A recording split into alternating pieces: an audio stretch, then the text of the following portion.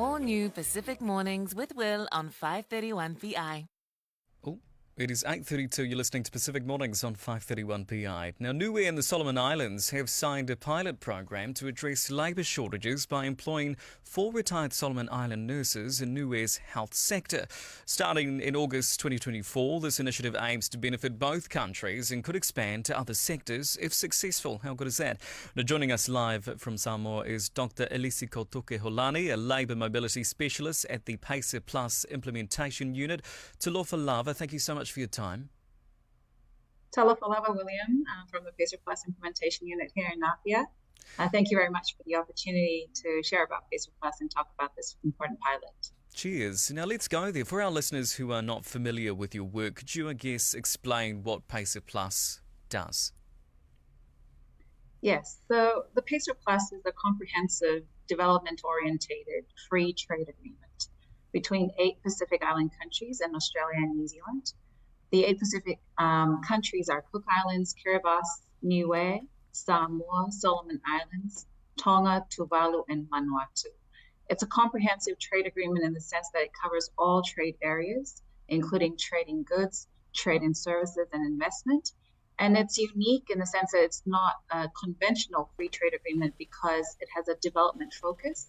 So it has a pool of funding that's available to support Pacific parties in the implementation of the agreement, and it has an arrangement on labor mobility. And this is the arrangement that facilitates this pilot, which is essentially to facilitate regional labor mobility cooperation to support the temporary movement of Pacific workers between the territories of the Pacer Plus parties.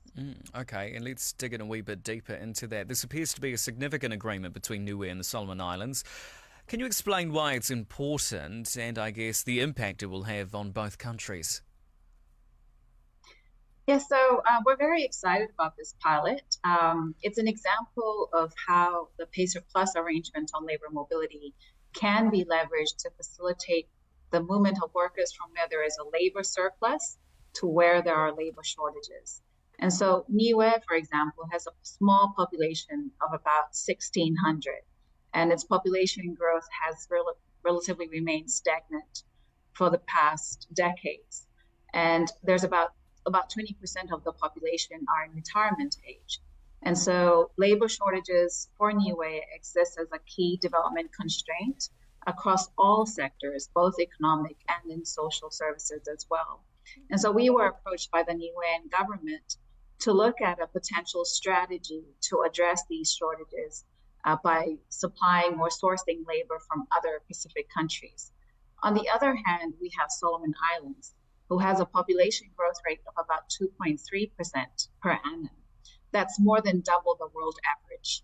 So the rapid population growth in Solomon Islands is creating a development issue for them in the sense that the labor market, the local labor market, is unable to generate enough jobs for the high number of school leavers each year.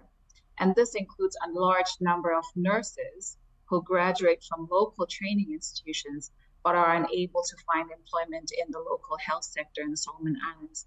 And so because of this problem, Solomon Islands has also reached out to us, and they've set their retirement age at 55. So we have a pool of experienced retired Solomon Island nurses who can still be and are still employable in other labor markets, such in countries like Niue. So Niue and Solomon Islands, as they are both parties of the Pacer Plus, we have worked with them to address their labor needs. And we have been very careful about selecting the labor sending country to supply the labor for Niue, given that there are other countries in the Pacific that have a different level of population growth rate and labor supply. And these countries may be suffering from the issue of brain drain. And so we want to carefully select countries who have a labor surplus that can effectively meet the labor shortage needs in countries, labor receiving countries like Niue. And so the pilot is tailored to be a mutually beneficial arrangement that meets the needs of both Niue and Solomon Islands by targeting retired Solomon Island nurses under the age of 60, which is the retirement age in Niue, so that they can still meet the requirements of the Niue health sector and deliver a win-win for both countries. Okay. It begs the question, though, how will the success of this pilot program be measured and what steps are being taken, I guess, to ensure that mutual benefit, right? That's right. Yeah, so this pilot is managed under an intergovernmental agreement known as an interagency understanding, or what we call as the IAU. And this IAU outlines agreed critical factors that both governments, Niue and Solomon Island governments, have considered to define success. And so these success factors are reflected in a monitoring framework that we will use to closely monitor the pilot over the course. It's a 6-month pilot. And so we will closely monitor the pilot in collaboration with the stakeholders in Niue and Solomon Islands to ensure that those mutual benefits are sustained. Okay. And I guess in terms of the long-term goals for this labour mobility pilot, how do you envision it evolving to benefit other sectors beyond healthcare? Yes, so this is something that we've talked about with both countries as well as with other countries who are parties to the PACER Plus. So the pilot is to inform the development of a more sustainable intra-Pacific labor mobility strategy for the region that can provide an employment strategy for Solomon Islands and at the same time meet the labor shortages in Niue. So both countries have already indicated interest in expanding to other sectors outside of the health sector. But we would like to monitor this pilot closely because it is the first of its kind. And from there, adopt key learnings that we can replicate in arrangements or similar pilots for other priority sectors. Copy that. Okay.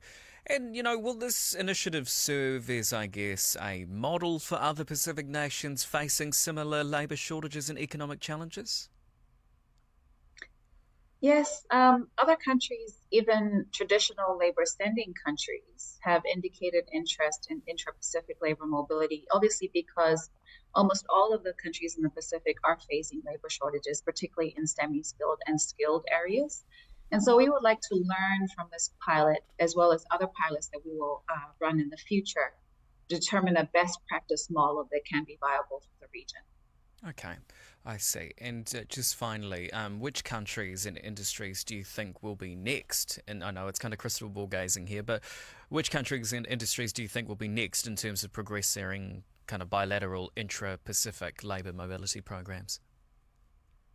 So Cook Islands is another country that shares the chronic labor shortage issues that Niue is facing, and we're looking to support them in the near future with a similar pilot. We'll keep you posted on that upcoming pilot. But the programs will very much be demand-driven and in response to the needs of our PACER Plus parties. And so the labor shortages that we have identified in countries like Niue and Cook Islands, they cut across all economic and even key social service sectors.